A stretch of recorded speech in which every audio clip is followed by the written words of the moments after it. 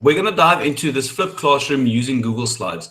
Now, with all of these sessions in the past, I like to start off with a little bit of theory behind it before we start showing the actual practical tool itself, or some of the specific skills, specific little details of things that we're going to end up using. So first and foremost, when we want to flip our classroom, obviously we need to understand what on earth is it that we're talking about when we're talking about a flipped classroom. Now, the traditional sense of a classroom, as I'm sure all of you are aware of, is what we all went through when we were in school and what the majority of schools look like at the moment still. And this is where there's a teacher in front of the classroom, there are learners that are seated at their desks, and the teacher is the source of the knowledge, and the teacher basically is the one that distributes the content to the learners. Our learners sit there, they receive instruction, and then after a set number of after enough content has been covered, we assess this content. So this is the traditional classroom. Now, the concept of a flipped classroom essentially means we're going to flip around this concept of the instruction and where the instruction happens by giving them access to the content so that they can work through content on their own. And instead of going home and then doing homework to consolidate the content, they go and discover the content on their own, and they come to classroom to consolidate the content. So in other words, this means that a teacher is freed from having to be the one that distributes the content, and is now able to actually able to really dive into the details of assisting these learners to understand the content.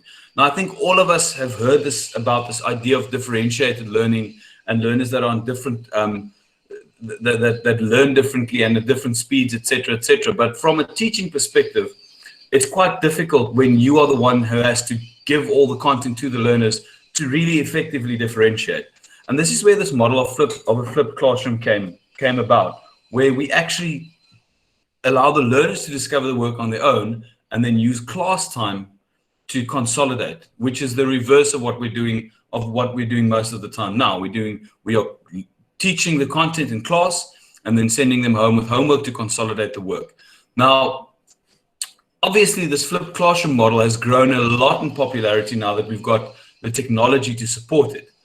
And that said, we have to also be mindful of the environment within which we teach and the extent to which we can apply this flipped classroom.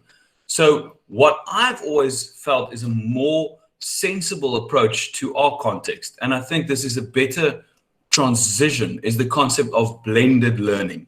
Now, when we look at blended learning, what we are doing is we are combining traditional instruction where the teacher is in front of the classroom and the teacher is the one that distributes the content knowledge, with an online presence or a digital presence, whatever you want to call it, where these two are combined to form our teaching practice, where it is not, we're not only doing the one or the other, we're combining these two. Now, from personal experience, what I can say, the process of a flipped classroom it's a considerably more challenging thing to implement in your classroom, especially if you haven't really gone through the process of incorporating a lot of technology in your teaching yet. Then what you're going to end up with, unfortunately, with a flipped classroom is a lot of frustration from both your side and the learner side. So it's a process to get there, to slowly but surely transition to this. But we don't want to go into too much of the theory and the detail into flipped classroom.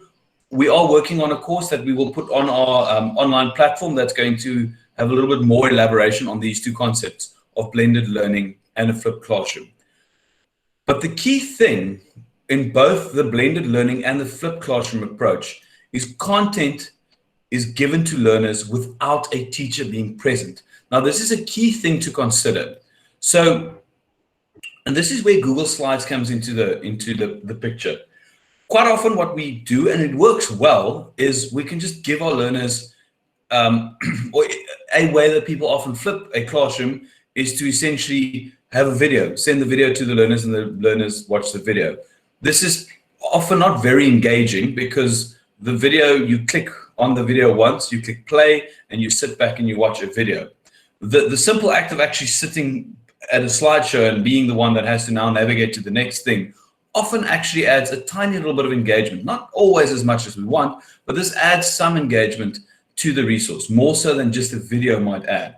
That's the one huge advantage, obviously, of using a presentation. But why Google Slides and not PowerPoint, which a lot of us, I'm sure, are familiar with, well, not necessarily just familiar, but very comfortable with.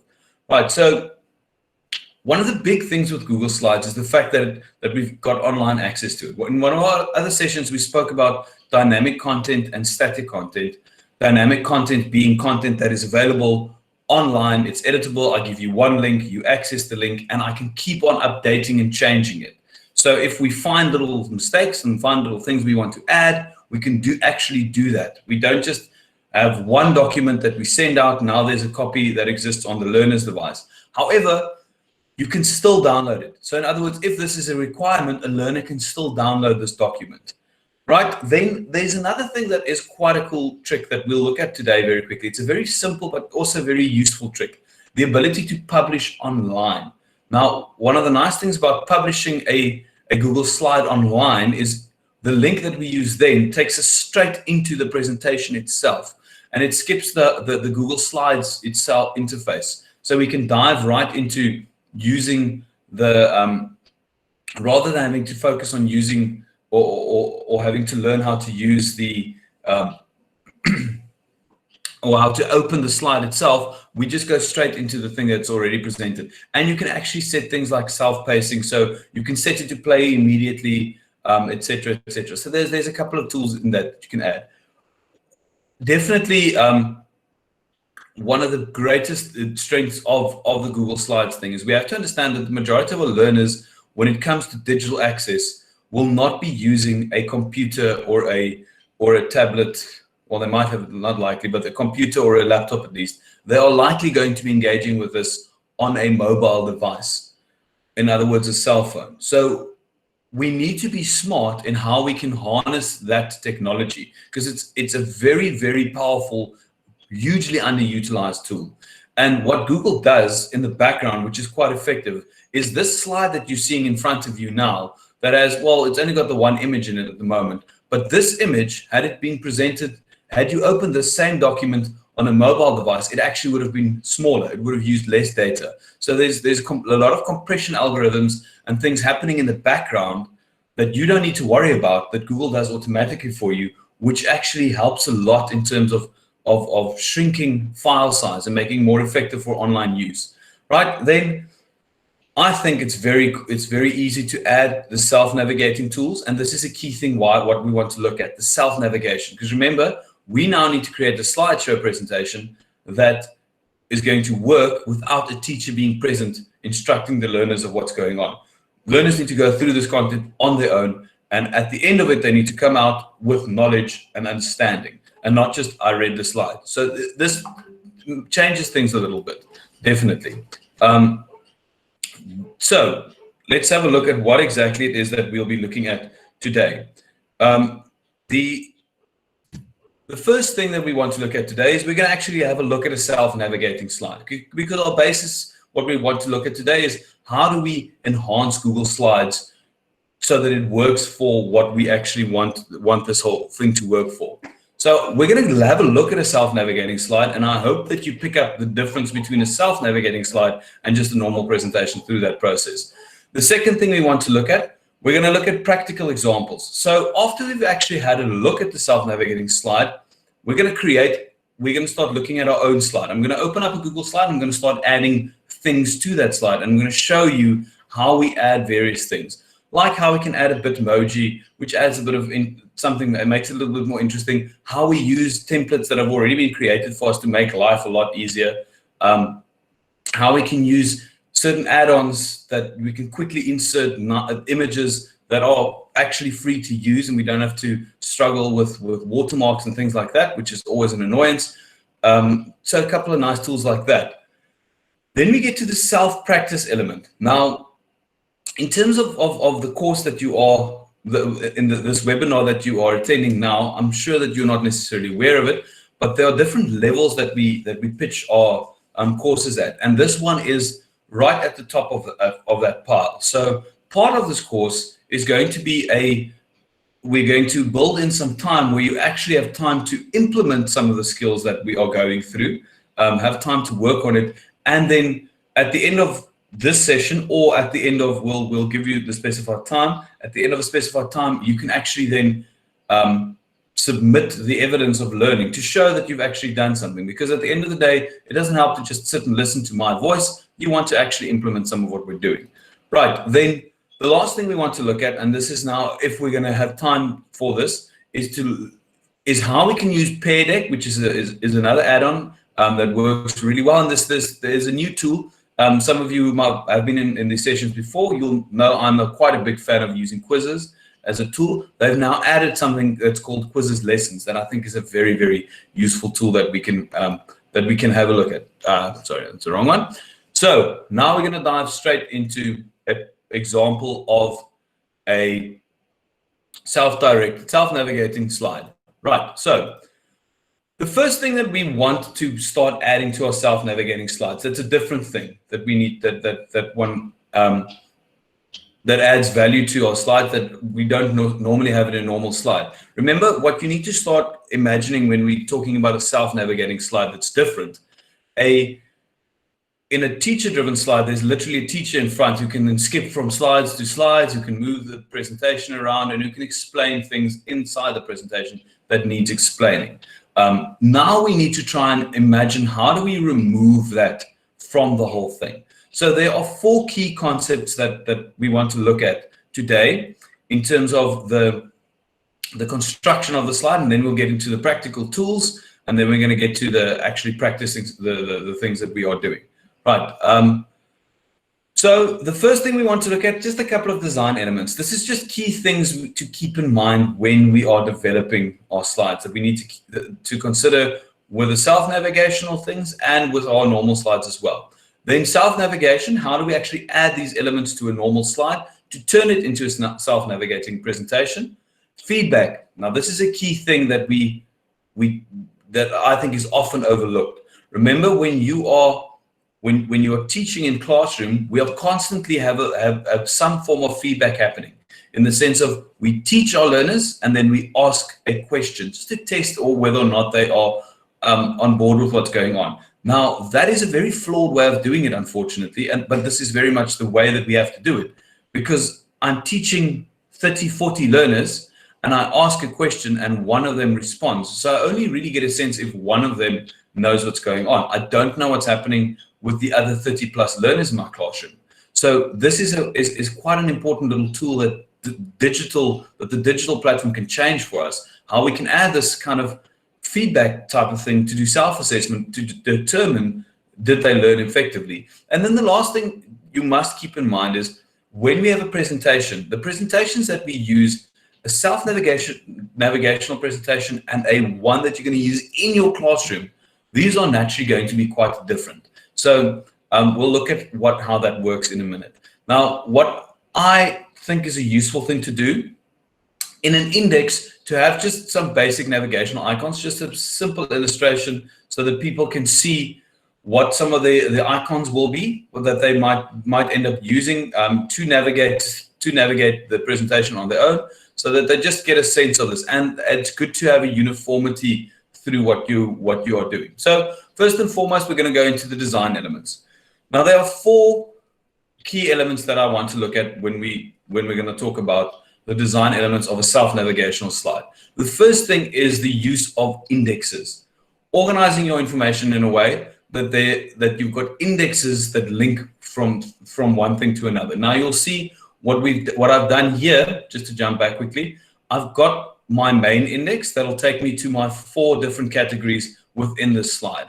If I click on this, it takes me to my design elements navigational slide. Within this, I've got 4 more indexes that they can use. There's always a next button that'll move you through the presentation, but this just makes it easier for you to actually navigate. And then, of course, in a Google slide itself, you've got the slide controllers where you can just go click on the drop down and move around your slides in that way. So When we refer to using multiple indexes, let me just make that appear a little bit slower. Why? Because in the classroom environment, the teacher will be the one that tells you how these things are all joined together. In a self-navigational one, it doesn't work like that. The learner will have to find their own path, will have to find their own way to navigate. Now, just to highlight here quickly what I've done here is every single slide has these two little icons on them. The one takes me back to this index, and then of course I've got another one over here that will take me to the top index. And then of course from there I can navigate. Now I can do it like that, or I can just use this one. So we want this, and how do we do it? The first thing that you need to do if you want to organize your content in a self-navigational thing, and I think this is a good practice when you're teaching anything really, is to just organize your content into categories and subcategories. When I do it, I use a pen and paper. See, strangely enough, I mean, I've got all the digital tools out there and I know how to use a lot of them, but a pen and paper works best when just organizing ideas and organizing content. So I draw little blocks and little lines just to kind of have a little sense of how I want to organize my content. It's not necessary to do it when you start, but it's a useful thing to do. And then from a design point of view, just in terms of being able to navigate through something effectively and not overwhelming someone, it's good to not have one super long list of an index, but rather have an index with sub-indexes. The same way where we would have bullets and then they've got a tabbed bullet or a sub-bullet, or sometimes we've got 1.1 and 1.1.1 and 1.1.1.1, things like that. It just makes it easier to navigate through something than having super long lists. Now, obviously, this is just an example. I kept it reasonably simple in this one because, anyway, we'll get to that now. Now, I think this is something that we get wrong a lot. And this presentation that I'm showing you now is a perfect example of what you really should not be doing actually when you've got a presentation. This is a demo of a self-directed one. Because as I am talking now, I'm sure you find yourself reading what is on the screen and not necessarily paying attention to what I'm saying. Now, this is when the less is more thing is such an important concept. Because if you put a bunch of text on a PowerPoint or on a slide or whatever it is, people read that and they don't listen to you. So you want big striking images, few words, lots of slides, so that you can focus attention on certain things. Remember, as a teacher, I can now physically stand in front of the board and I can tell everyone, whoa, whoa, focus, focus, focus. Let's first look at content. So when we talk about content, it's the idea of using lots of slides, large images, easy font to understand, things like that, that's bold and bright and can draw your attention. And then when we talk about animations, when there's a lot of content to use, make use of triggers. So in other words, where I can click to have per paragraphs displayed, or click and then the image moves in, click and then there's an arrow, click and then this happens. You make use of those tools rather than just saying click and here's the whole everything in one go. And now you need to try and navigate through this and understand it, because that kind of cognitive overload can just essentially mean you're a little bit confused. Where do I focus? Where do I look? What do I do? Because we won't be able to take in the entire image and listen to our teacher. And then of course, there's lots of other distractions happening in a classroom as well that we need to be mindful of. And then, and this is just a personal opinion here, just be careful of over-the-top animations and transitions, because it looks cool, that's true, but always ask yourself, does it actually add value to my learners getting my content? Or does it just look cool because I'm using the beehive effect in PowerPoint or all those different fancy transition tools that you can? Or there's something flying in from every angle and dropping here and dropping there, things like that. So just be mindful of things like that. Then use graphics judiciously. So when we have a presentation versus self-directed kind of tool, be careful that you're not overusing graphics in favor of text. For the simple reason, when it's a self-directed thing, they need to be able to read to understand. They can't just simply see a whole bunch of nice images and they will get and understand what's going on. A normal presentation, the reverse applies quite often. I tend to feel that when you have a presentation, big, bold graphics grabs attention and then they will listen to what you are saying. but it's a different thing when you've got designing a self-directed presentation. Whatever it is that you've got in there needs to be explained to the point that they will understand it, not just see a nice image and then, okay, expect that they will understand it. And then when you are finding graphics and adding these things, make sure that it actually adds value to your content. Make sure that it actually is not just there to be there and to look nice, but that it's actually making the whole thing make more sense. You'll see what I've done in this presentation. I've actually added very limited graphics because there's nothing that I can add here that'll make this more understandable. It might make it look more pretty, but it might also very likely confuse the whole thing rather than really getting the information across the way that I want.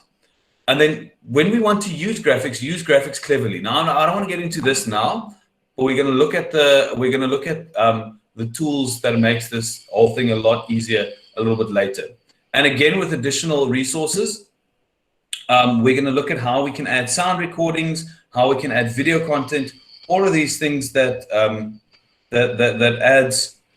just adds to what we are doing. So the whole process of doing this is just, it takes a lot longer to really design this thing to the point where it is perfect for a self-directed learning thing, but there is definitely value in spending the time doing this. Right, so that was just quickly when we look at design elements, the things that we want to, that I wanted to highlight. So just to emphasize this again, indexes are incredibly important when we are organizing our content to make sure that it is that it flows in a way that's easy for a learner to understand. You're going to get the link to this presentation as well, to just kind of go through it and have a sense of what's happening in this presentation. Maybe that'll help you a little bit, add some value to understanding how we can develop these presentations going forward, right? But again, this use indexes is important, but I cannot stress this concept of less is more enough. It really is something that we need to focus on and need to be developed. How do we develop our presentations that there's not cognitive overload happening? Right, then when it gets to self-navigation, now we're going to add a little bit something else to this. So step number one for self-navigation is always plan how you're going to do it. The same with, and when we're planning our self-navigation, I think this goes hand in hand with organizing our content. If you've got a plan beforehand, it becomes very easy to add the self-navigation later. The second step is to build your presentation, not to, in fact, go and add the self-navigation as you are moving through this, but it actually works better to build a presentation as you are, as you develop it, and then at the end to go and set up the different links that we want to use. So just to run through this very quickly, again, you're going to get the link to this presentation, so you can read through it a little bit more slowly if you want to. Yeah, I've just explained again, review your content, organize your content, etc., etc. Exactly what we said. Pen and paper, again, I really recommend using pen and paper.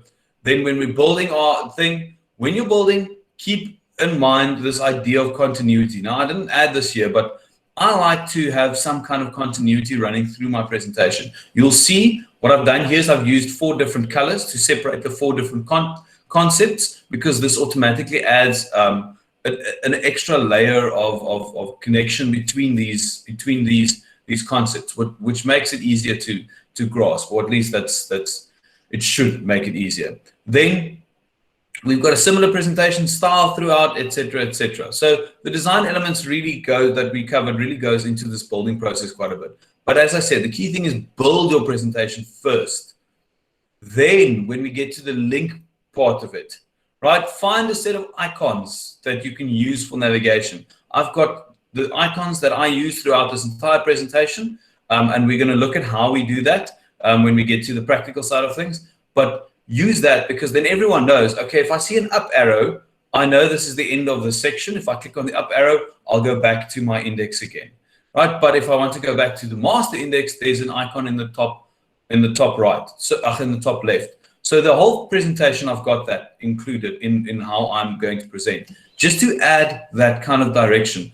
So when a learner engages with this thing, the first time they will engage with something like this, they might be a little bit lost because they haven't really done something like this before. But the more and more they engage with this, the more and more they get used to this, the easier it's going to be for them to just go through the content that you want to share with them.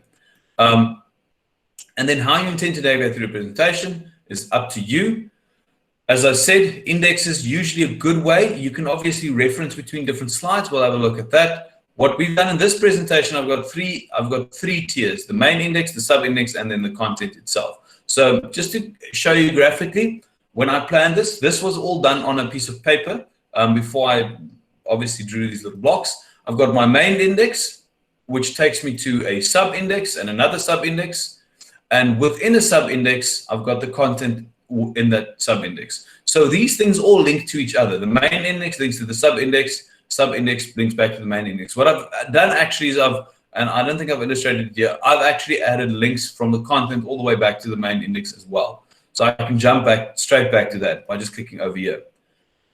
Then feedback, right? And I know we're going through a lot of this quite quickly because we want to get to the practical side of things, because obviously that's the side everyone is most interested in. How do I actually do all of these things? Again, this is just a demonstration of a self-navigational slide, and you will have more than enough time to go through this on your own as well. So when we've got feedback, this is the assessment that we're referring to. If you add assessment to a presentation, the minute that one has added assessment to the presentation, it means that learners can go back to see if they understand. Now, I can't stress this concept enough because it's something that we often miss out on, and the value of this is immeasurable. The fact that you can learn something and then see if they've learned it correctly. Now, when we look at the different types of assessment that we can incorporate here, if we look at our 4 key elements, again, this links to our subtopics. This time, I'm not going to go into the subtopics themselves. I want to get to the next bit a little bit quicker. But just to quickly discuss this, why we use assessment. For the simple fact that self-assessment is an absolutely vital part of the learning process. Any kind of assessment is an important part of the learning process. Whenever we learn any new skill, we have to actually somehow determine whether or not we've learned the skill successfully. And assessment is the way that we do that in the various forms that we have it. Now, one of the issues that we have, and those of you who've been in my presentations before will have heard this concept before, the formative versus summative assessment. We find ourselves so often so focused on summative assessment. In other words, the assessment that happens right at the end of all the learning that has happened, that we don't have enough time with a formative assessment. So when we are talking about assessment that you're going to add in a self-directed learning platform, or not platform, in a self-directed learning slide, we're definitely not talking about summative assessment. We're talking about formative assessment. Imagine if you have given your learners a slide, a self-directed slide on a concept that they always struggle with, and embedded into that is a number of different quizzes that they can complete. So they first go through 4 or 5 slides worth of content, and then after that, they can click on a link that will take them to a quiz just to assess whether or not they understood what they've just gone through. And then the hope is, if they realize they did horribly in that quiz, they can go back and they can go read through the things again to see why they got it wrong. And then they can try it again and then see if they get it right this time. Because in this process, remember, this is the same process that we spoke about when I teach you something, you sitting in the classroom, and as a teacher, you then ask the learners a question. One kid raises their hand, they answer the question successfully, and you now are happy that the entire class knows what's going on. Obviously, this is a wrong assumption that we're making, but because we don't have the time or the capacity to check every single learner's response, this is what we end up doing. So this is where something like this becomes so valuable. So that if you're doing a flipped classroom model, you've given them the content, you've given them the opportunity to test whether or not they know it. So when they get back to class, you can safely assume if they engage with this in the right way, then they should have a very good understanding of the content. And you can then go to the higher orders of understanding, to the more complicated elements of it, to really consolidate the content.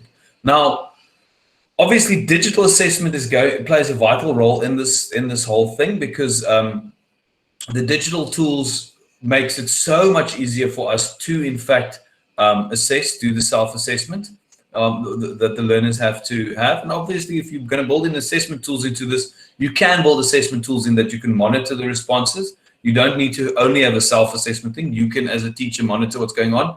And then when it comes to hard copy assessment, there's no reason why you can't tell them, here's the link to the online slide, here's the printout document that you need to fill in. This is your homework. Watch the slide, go through the slide, and complete this document. You can do it that way around as well. I've never been a person that shies away from the concept of a hard copy. I think they add a lot of value to what we do as well. So you don't need to do everything digitally, especially when you're going to talk about longer answers where you want them to elaborate on something. It can be quite uncomfortable to have to type these things out. Or if it's a graph that they need to draw on, things like that, it just makes much more sense to use a hard copy. There are digital ways of doing all of these things, but sometimes we don't need to just needlessly go for the digital option when there's nothing wrong with the hard copy option. Right. Again, if you click on all these, it'll take you to more details on all those things. I'm not going to dive into that now. You will get the slide that you can navigate on your own. Right. Then last, and this is the part where it becomes, I suppose, a little bit more complicated, the adapt to classroom concept. Because what I've shown you here is a perfect example of what we don't necessarily want to do, because there's a lot of things to read. There are lots of other things that you can interact with that will necessarily make a learner curious, and they will stop listening to you and they will read rather than listen.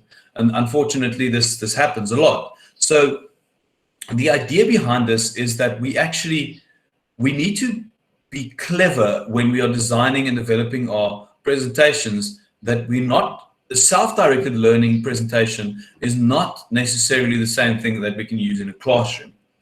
And I say here, self-directed presentation is usually not appropriate to use in a classroom. Some elements will have to be adapted. Now, this sounds immediately like, okay, so that's a ton of work. I now need to make 2 presentations for everything that I do. Yes and no. It's not entirely what I'm advocating. There's an element of that perhaps. So the first thing that I always say is, don't go and make 2 different presentations. Build your self-directed presentation with all the content that's embedded in it. And if you go and have a look at a lot of the PowerPoints that you might have, many of the PowerPoints that you have, if it's very heavy on text and lots of information on it, it might actually be more appropriate as a self-directed presentation rather than one that you should really be using in classroom, even though you might be using it in classroom. So have a look at the stuff that you already have, because at the end of the day, we don't want to reinvent the wheel. If we've got a wheel that is working reasonably well, we can just kind of panel beat it to start rolling a bit more smoothly. But when you've finished your entire self-navigational slide, then we can simply make a copy. So when and why do I need to make a copy? Let's go through this quickly. An effective self-navigating slide should provide content that no further explanation, enough content so that no further explanation is required. Simple as that. We can't really have content in there that requires me to go and explain it even more and elaborate more on the thing. When you're actually presenting something, you should not be presenting the way that I'm presenting now. We want to limit the content because it can just simply become a distraction. That's the issue that we often face. If I were to present this content on here, I might just have removed all of this and just included the bold lettering and added nothing else. Or I might have not even included any of this and just had that text display there. Because if it's a presentation, then they need to pay attention to what I'm saying and not necessarily read everything on the board. So a slideshow or a PowerPoint presentation or whatever that you are doing, it should actually primarily be there to enhance or to emphasize, not to be a substitute for the teacher. When we want to create something that's a substitute for the teacher, then we are looking at the self-directed learning, the self-directed slide, the self-navigational slide, not the presentation that we might be doing at the moment. So maybe if nothing else after the session, you go and have a look at some of your presentations and ask yourself, is this maybe not exactly what I'm looking for? Maybe I can adapt this thing a little bit so that it becomes more effective.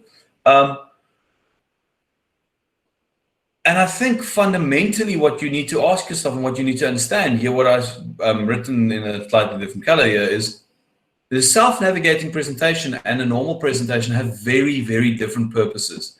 The key function of a presentation is just to enhance and to emphasize what is being said. So not to replace what is being said, but to emphasize and to enhance and to display certain things. Obviously, in a teaching component, teaching capacity, this is sometimes a little bit different. The way that you can do it, and per subject and per grade group and all these things will differ. But I think fundamentally one just needs to keep this in mind, how these things might be different. How we don't want, when we are talking, we don't want our learners to be distracted by what's on the board. We want what's on the board to help our learners understand that which we are talking about, if that makes sense. Right, so what and how should I change my content? So if you're going to look at changing your content, the easiest way is to keep in mind is text should never be reading. Learners should not be reading on the whiteboard while the teacher is talking. This becomes a distraction. So that it doesn't work if you've got big chunks of text. Even in this one, the text itself is not a lot. So it's not a big chunk of text that I've just copied from somewhere on the internet, just pasted into my slide, and now I'm just presented to the learners. We don't want the learners to be reading from the text board while the teacher is talking. Obviously, if you want them to read something on the board and you're not going to be explaining it, then you can put something else on it. Just consider that. So paragraphs and only display keywords and phrases. Images are always an essential part of an effective presentation. Now you'll notice again, as I said, with this presentation, it's very much lacking on images because images are not going to help a lot when it comes to getting information across like this that I'm getting across. Yes, it'll make the thing look a little bit more pretty, but it's just going to add unnecessary data costs to this thing, which I also need to be mindful of. Is it really helping understand anything? So just be mindful of things like that. So very often when I use an image, you need to explain the image and describe why you are using this thing, what the value of this is, for it really to be valuable, for it to make sense. And you can't do that in a normal environment always, right? So, and the other thing that we want to do, and this is where it gets quite exciting, is we can add interactive elements for the classroom.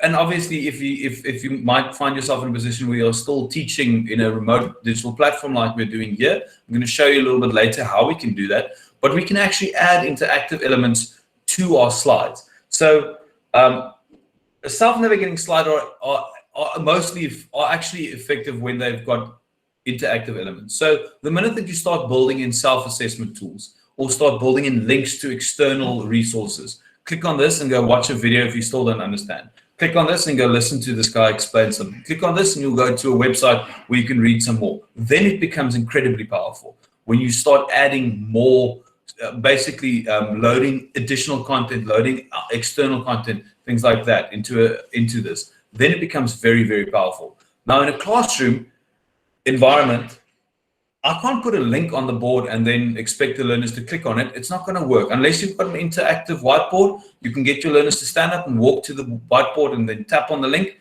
Then you're very fortunate, but it's still only going to link on your device. So what you need to do in a classroom environment when it becomes very, very powerful is we can start considering using things like QR codes in a classroom, in your PowerPoint, where you've got learners who've got devices. Not all of them might necessarily be in this position, but learners might have devices. You might be in have access to a computer lab where you can start building in these things, where you can give them a bit.ly link that's easy for them to actually type in. So things like that can actually add a lot of value. But if you've got interactive elements that you want breakouts to happen in a classroom, so for example, let's say you've added a quizzes to your self-navigating slide. Now in the classroom, you want to play a live quizzes game. All that you do is when you create a copy of your presentation, you just get them to scan the QR code with the mobile device, and the same thing can happen in a classroom environment.